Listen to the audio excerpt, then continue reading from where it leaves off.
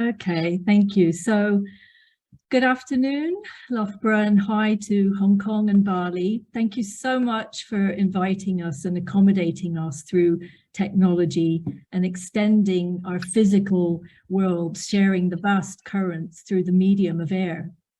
Within the medium of air, its atmospheres, breathing through space-time, we dream, we remember, and we anticipate together with you.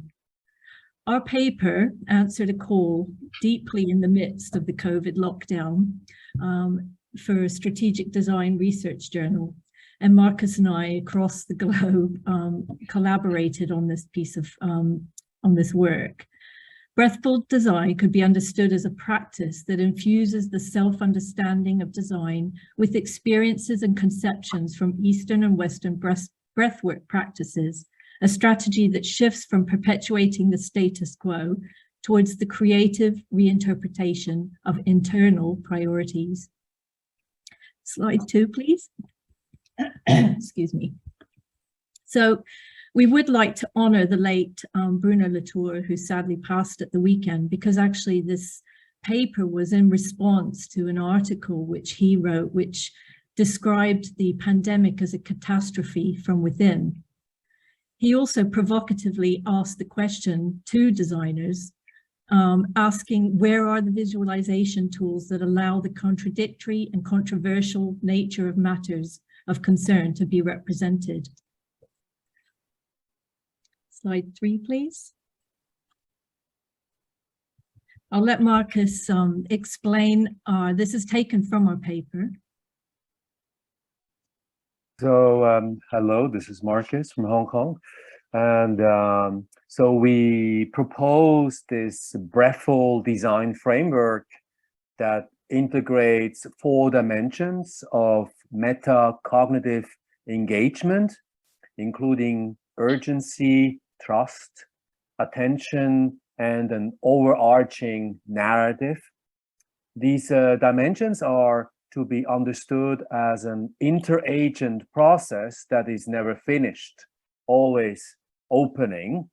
And we believe that approaching design with these 4 dimensions is conducive to more regenerative, long-term reality formation and more repair-led relationships, what Bruno Latour would describe as a regrounding, a realistic, objective multiplicity that always relates us back to the thin layer of breathing life that we are residing in.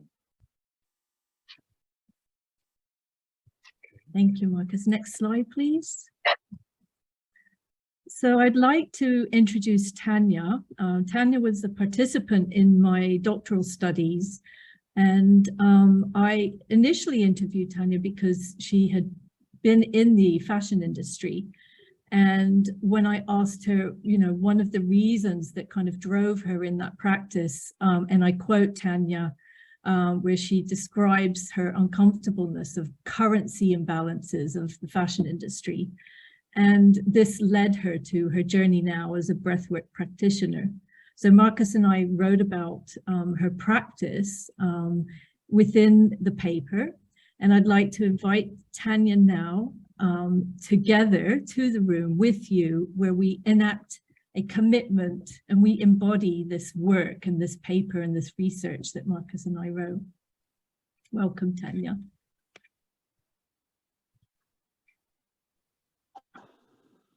Tanja? Yes, I'm here, but I can't see myself.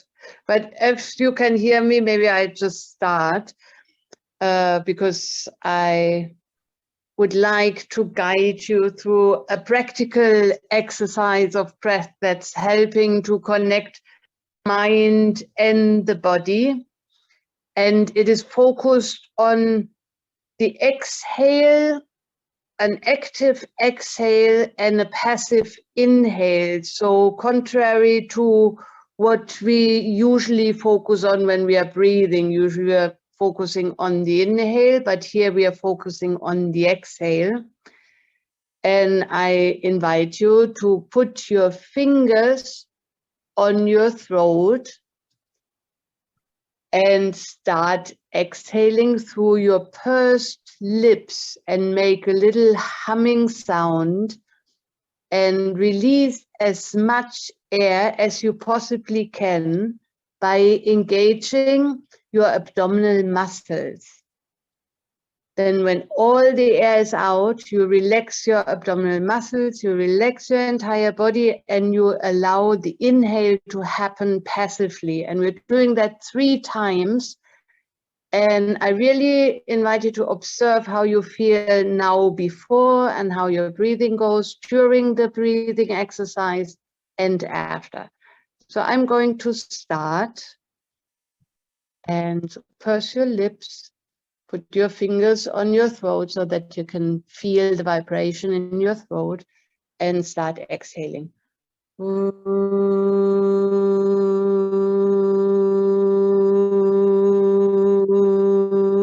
And really engage your abdominal muscles to expel all the air out of your body.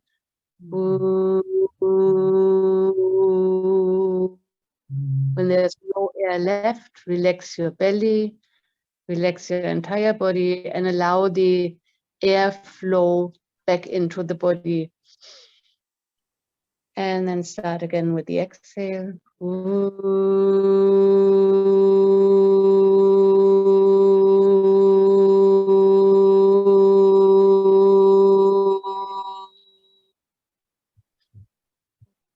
And relax the belly, the chest, the shoulders. And just passively allow the air to float back in. And one more time.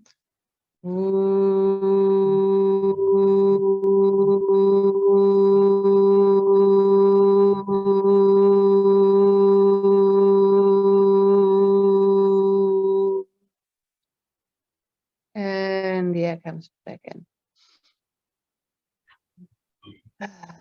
And coming back to your natural breathing, and observe how different you feel in your body, in your mind. I hope your mind is a little bit clearer and a little more open, and your breath a little more light. I wish you a beautiful webinar, and say goodbye from Bali. Thank you so much, Tanja. So next slide, please. So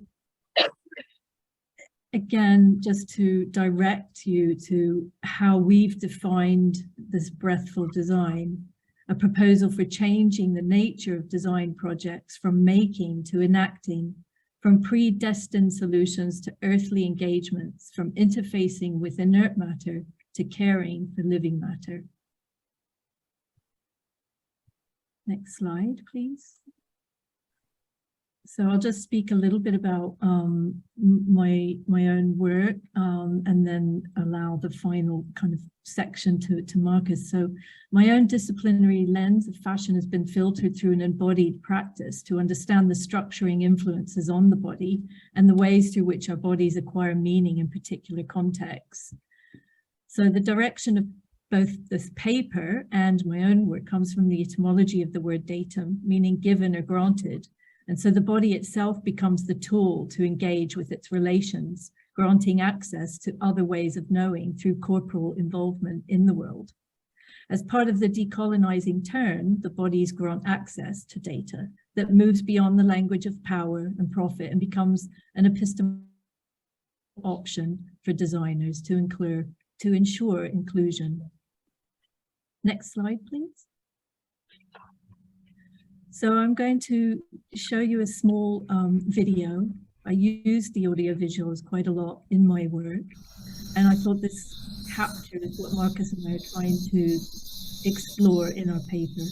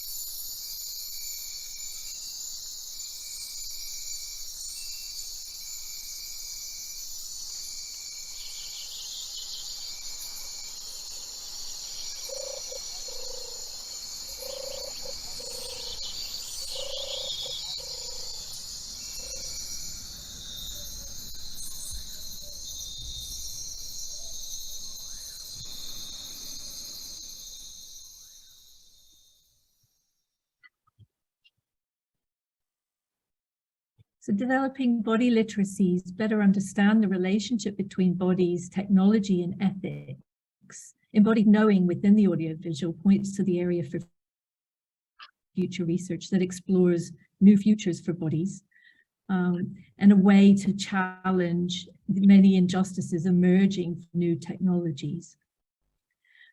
Now I'd like to let Markus explain his work and the contribution that made to the paper that we wrote. Next slide.